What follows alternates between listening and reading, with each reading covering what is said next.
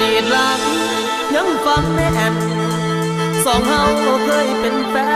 นหักกันตั้งแต่ก่อนพระนางเอ้ยเลยกลายเป็นละครนางนี่จรจากอ้ายไปสู่ผู้อื่นผู้วังเจ็บในสวงบ่อยากบังอดีตเก่าบ่ลงดำลงความหนอทรงต่ำบันทึกในบัญชีม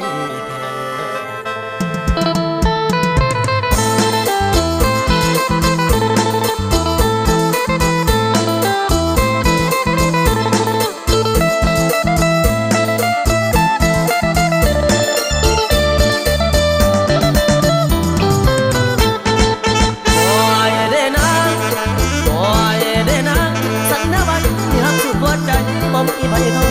จังแม่นน้อผู้หญิงปากแก่คุยบันปล่อยปล่อยเพลงมาทุกเส้นคือเสียวตุกหัวเกินมันนัวเมาโลกนั่งสงคือบ้าเห็นกับตาเขานั่งไปซอดแต่อาบอนพาใจที่ทำเดี๋ยวว่ากับสารล้อไปอายสามบ่มี